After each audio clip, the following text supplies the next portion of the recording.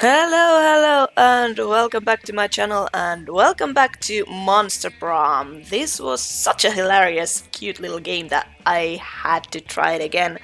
This time we'll be going for the long game. I will release this video in two parts so that the videos will be nice and watchable.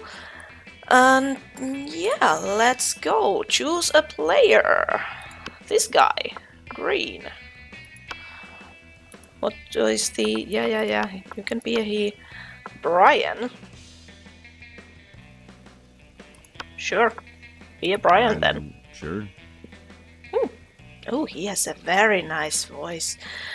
We had to yet experience Ultimate Challenge, the Monster Prom. Now, you've all seen this before, so I'm just gonna skip all of the... the introductions here. I'll leave the link to my video and to Jacksepticeye's video of this game down to the description box below, so you can see like what the whole introduction thing is. Okay, yeah. So, welcome to Monster Prom's stupidest pop quiz ever. All minds are rotten, but they are rotten in so many different ways. Worry no more, we are now using our PhD in bullshit to diagnose which kind of deviant sicko you are. Monster Prom's stupidest pop quiz ever, TM, will throw a bunch of absurd questions at you and turn your answers into your character stats. This way, each of you will start by having stats that better reflect your true selves. Let's start! FANFIC every Monday at 8. A radioactive possum just bit you. What superpower did you get? Incredible power of writing fanfiction so compelling that the actual creators of the TV show decides to go with my ideas and crazy ships.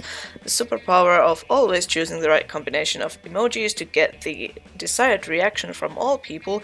Seducing my loved ones, burning my enemies, settling any argument, and even conveying complex emotional thoughts. Probably rabies. I'd go to hospital immediately.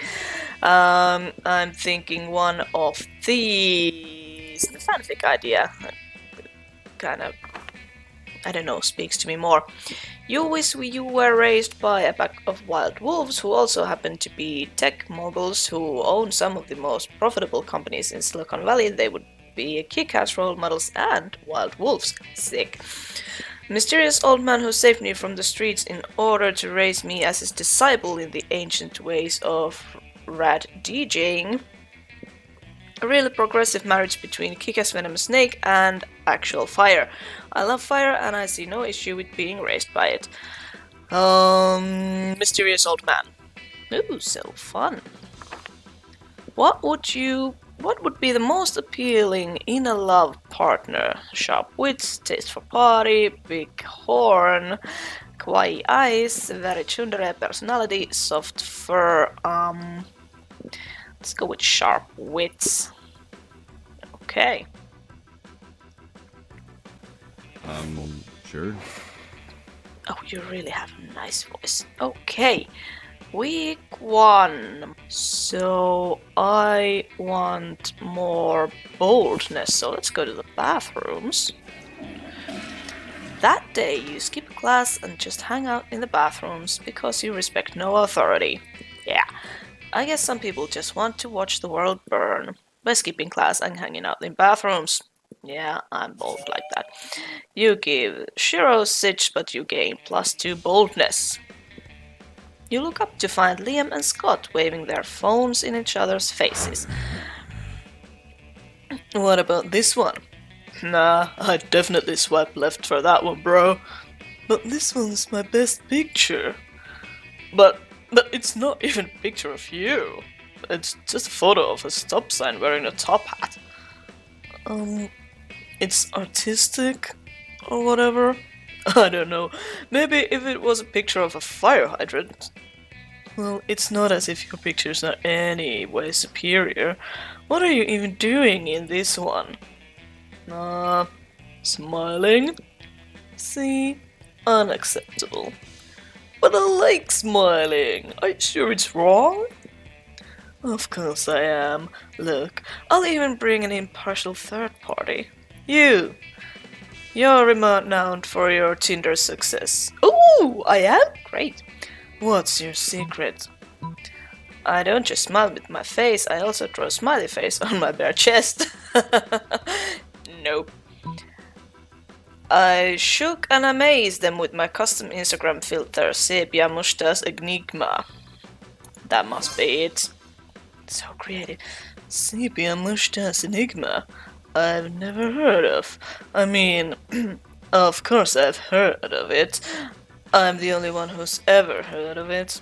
But I got a new phone and my settings got all messed up, so you think you could transfer it to me?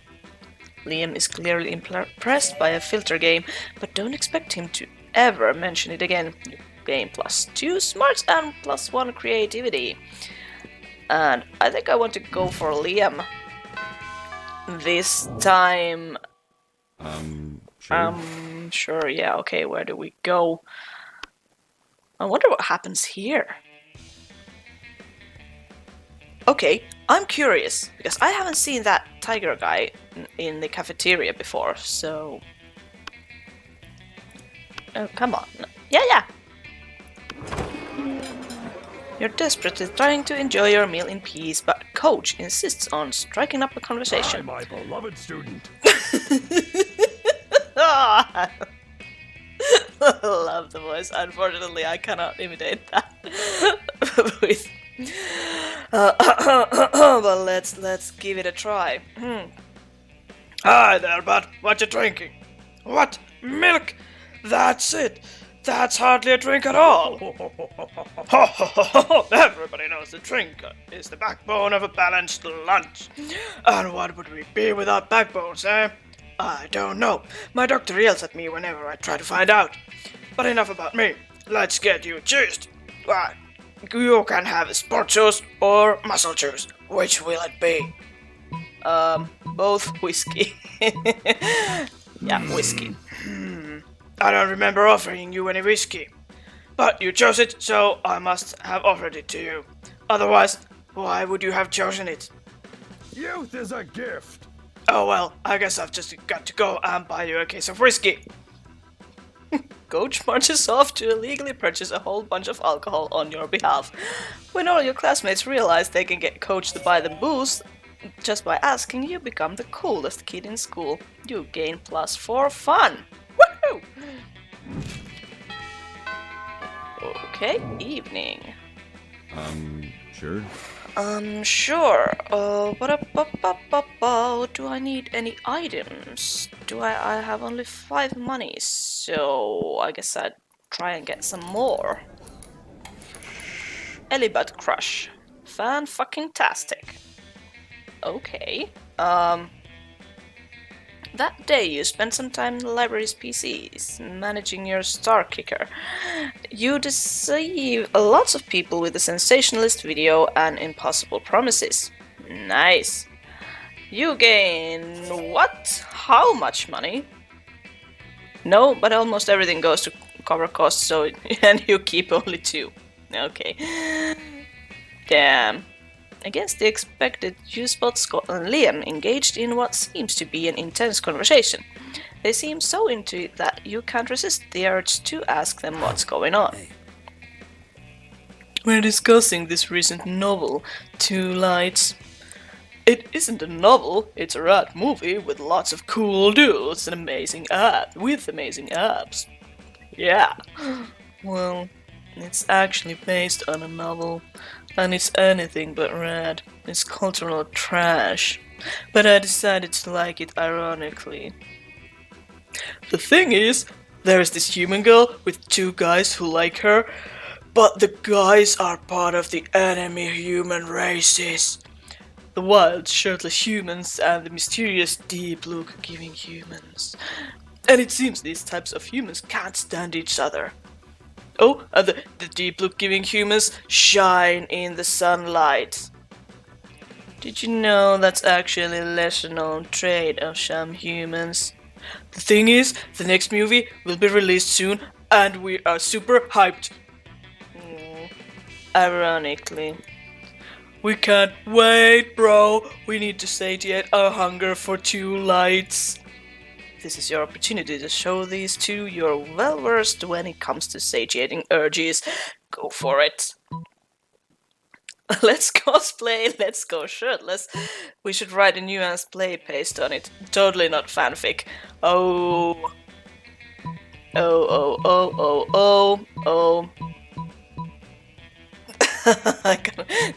totally not fanfic. Oh, I see.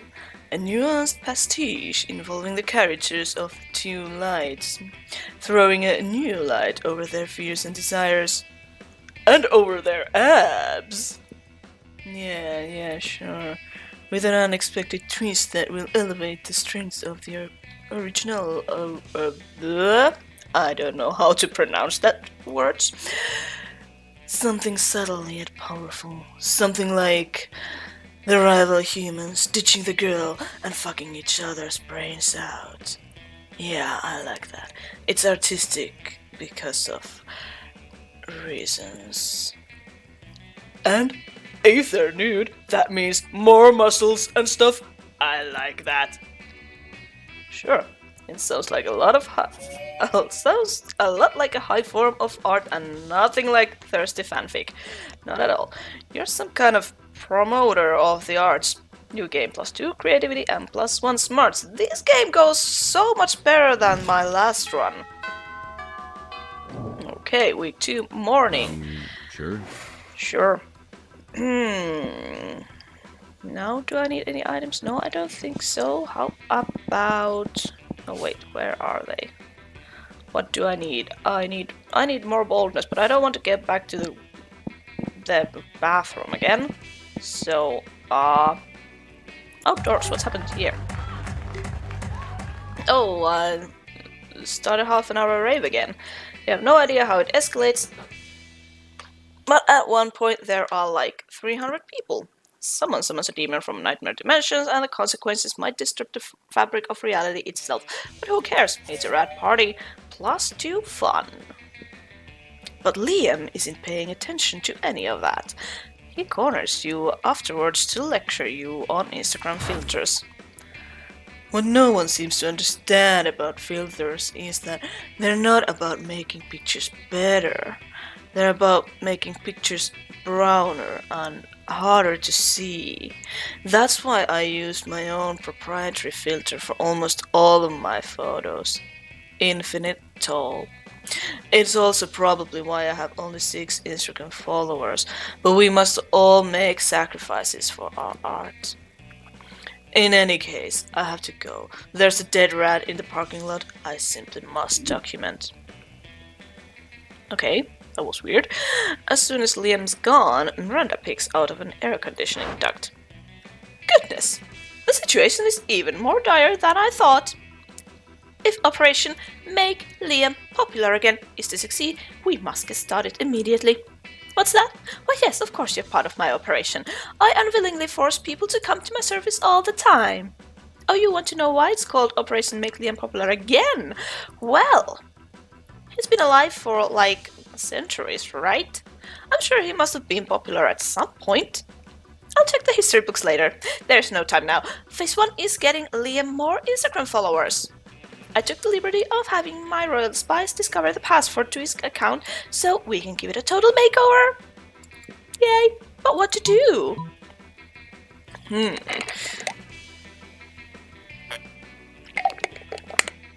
Use his account to post a bunch of porn and bomb recipes. No, that sounds like a violation on community guidelines. Pay 1 million homeless people to follow Liam on Instagram. These are both horrible.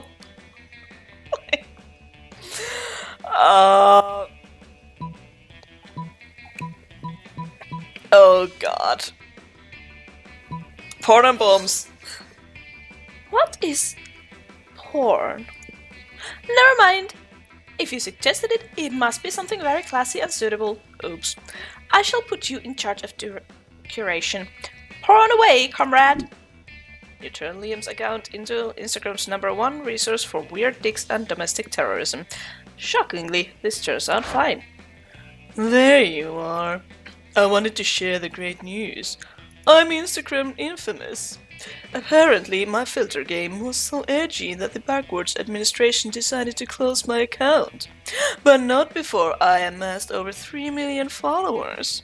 They're all following me to my new website, hotliampics.com. Of course, I'm utterly devastated that my work has finally become mainstream.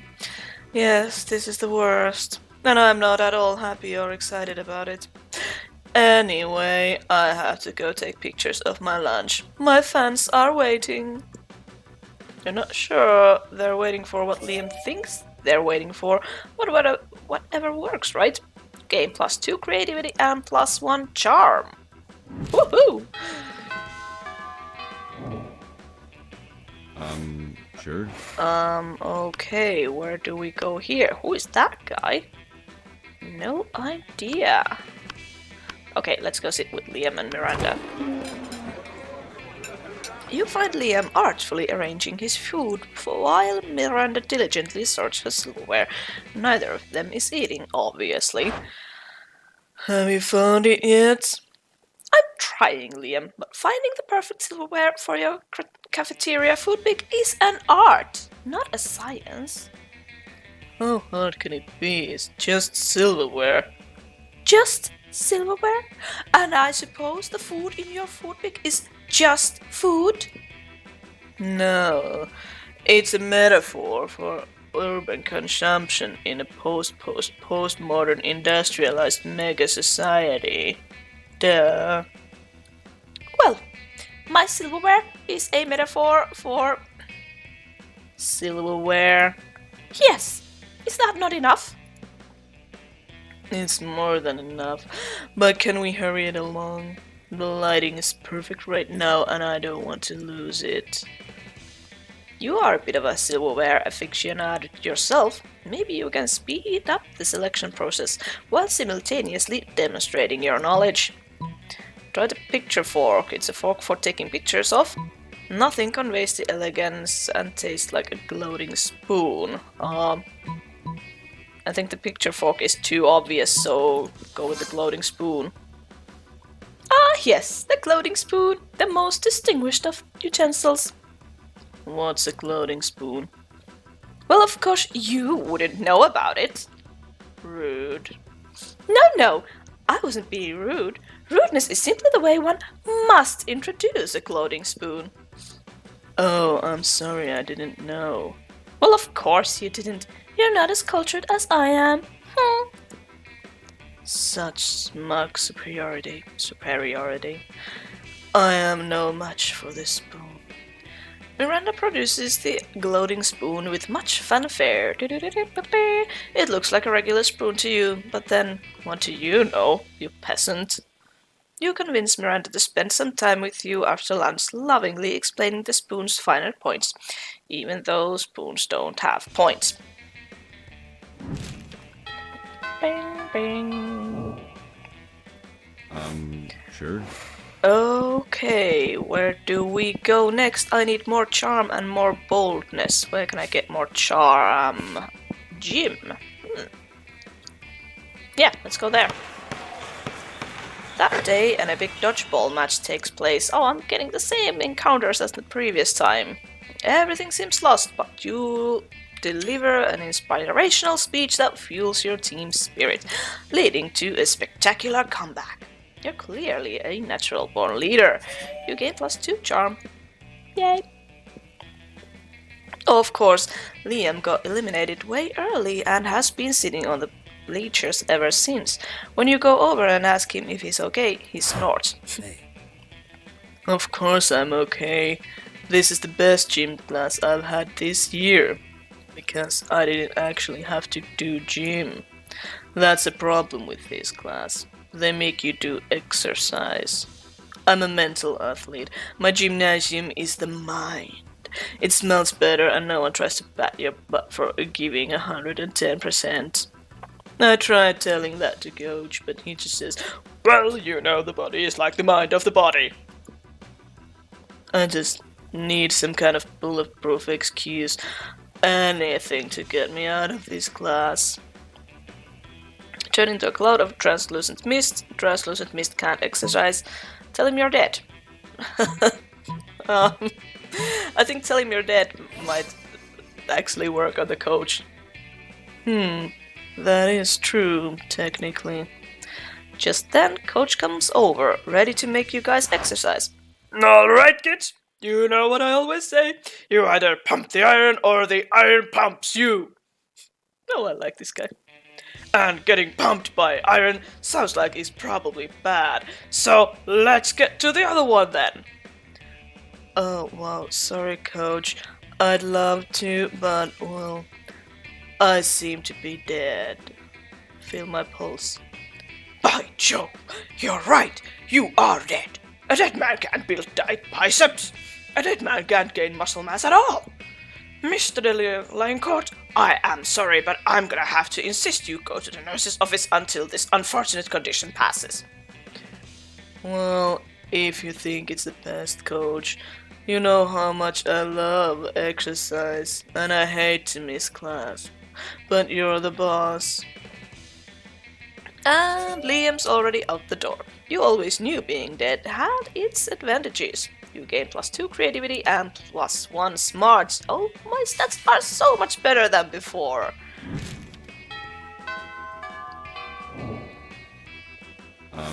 Sure. Okay, and where do we go now? Dun, dun, dun, dun, dun, dun. Library, no class. How about... No, actually, I think I want to buy something. Good old Brian, what's it gonna be today? Too poor for this. Boring. Too poor for this. Ooh. Ghost costume, but most of our classmates are idiots. And then murder your enemies, go to prison, make everyone on your page. A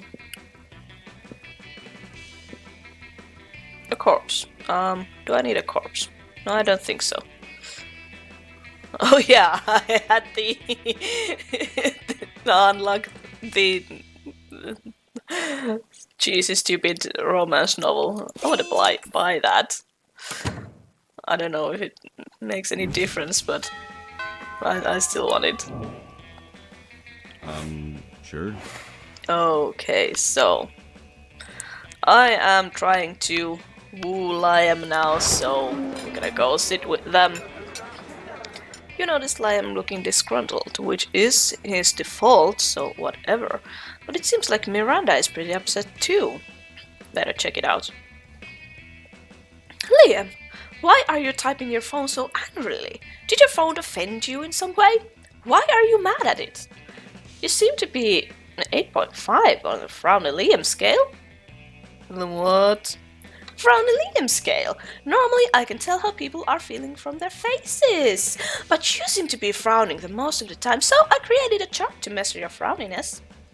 Miranda pulls out a notepad and displays a series of doodles of Liam's frowniness. They're not super accurate, but they are super adorable. I'm not angry at my phone. My so-called frowniness is caused by a heinous error. I specifically asked that my creature cream brulee be extra crispy, so it truly popped with my massacre Instagram filter. Instead, they burned it to a crisp, rendering unphotographable.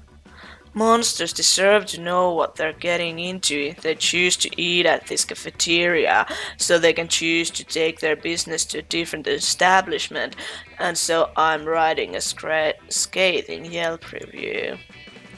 Liam, you can't do that! If they shut the cafeteria down, the school kitchen staff would lose their jobs. Did you know that peasants have to do labor to make living wages? They don't simply have the unlimited stores of gold. I was shocked when I first found out. Of course you were. If the kitchen staff wanted to earn their wages, they should have been better at their jobs. I am simply the merchant of truth. No, you're the merchant of poop. Ha! Take that. Your royal sophistication shines through. Look, ask Brian. His taste may tend towards the mainstream, but surely he can see this subpar cafeteria must be exposed. Don't be ridiculous. Brian is surely more compassionate than that and would gladly help me save the cafeteria. Again. Gosh, it's hard to keep up of your misadventures of this shit show of a school. Still, you'll help if you can. Miranda can't undermine Liam's admittedly talented criticism alone. This will take an army of homeless people. We pay to write positive Yelp reviews of the cafeteria until we eclipse Liam's. Liam, one lone voice simply cannot shut down this cafeteria, at least not the voice of a high schooler. Let's get a renowned food critic to write a Pulitzer-worthy expose to be published in the most widely read periodicals. Yeah, this one. Excellent idea. I am an incredible, intelligent, compassionate person with tons of humility. So more than enough to admit when a professional's help might be of use to me. You think you have the most humility? You shall never be as humble as I am. Every day my servants tell me I am the humblest person to be ever to live. Miranda storms off in a huff, leaving you and Liam to proceed with your amazing, incredible, genius plan. You're super humble too, you know. You use your magnificent calligraphy skills you picked up in elective class, calligraphy and murder, to write 5 letters chock full of #aesthetics. Liam produces a delicate white dove from his backpack. How was it breathing in there? And gives it the newly addressed letters. You're not sure what's more intriguing, the fact that Liam trusts that the dove will be able to read the addresses to deliver the letters, or the fact that the addresses he wrote down there were just their emails. Regardless, it seems to have worked, because within a minute of the dove's release, you receive your first reply on your phones. Ah, I knew the exquisite Jacques Aznavour's, or whatever, would have enthusiasm for a flight. Thus his immediate response. Dear Liam, I received your message. Though the calligraphy is quite impressive, I am afraid I must give you the same answer I gave you when you asked me to write a review on the cuisine cooked by a friend's grandmother last Thanksgiving. I don't know how you got a dove to find out where I live based on my email address, but stop contacting me. Most lovingly yours, great and humblest food critics, Jacques Aznavour. Oh, Brian, nobody understands the severity of the creme brulee transgression. Thank God we have each other. Oh, heck yeah, you have each other. For prom, hopefully. At the very least, maybe he'll let you borrow that dove sometime to send anthrax to your enemies. Ooh, this is going well. This is going so well. Okay, I'm gonna play this one more turn and then probably end this episode. Auditorium, library, outdoors, gym, bathroom. Let's go to auditorium. I haven't been there. That day while rehearsing, oh sorry, I almost started reading with Liam's voice. That day while rehearsing for the class play, it is as though the muses themselves have descended to give you a figurative blowjob. Your performance is intense and inspiring. It will be remembered for generations, which is pretty rad by high school play standards. You gain +2 creativity. Oh, I'm so creative. You have no idea. You're wandering down the hallway reading Dragon Heat as discreetly as you can, which apparently isn't very, because Polly and Vera clock this immediately. Oof. Oh, I haven't actually met Vera before in any of my encounters. How do I talk as her? I think she has this kind of husky voice. Yeah, this is good. Ugh, are you actually reading erotic fanfiction about dragons? Yes! Because we love Dragon Heat. I'm all about the 19th century Russian literature, but a ghost girl can't say no to some erotic fanfic. Am I right? I've literally been working on my Morgana von Brestreich cosplay all week. Don't worry about why. Speak for yourself, Polly. I don't. I never. Okay, fine. I may read Dragon Heat, but don't go around just telling people. We're clearly safe with him. A fellow dragophile can always be trusted. Are you sure? I mean, anyone into Dragon Heat must have a wicked mind. 297 chapters and counting, and it still manages to amaze me with all new levels of wrong. Yeah, right? I fucking love it! Yeah, I must admit, I'm a bit vanilla when it comes to favorite chapters.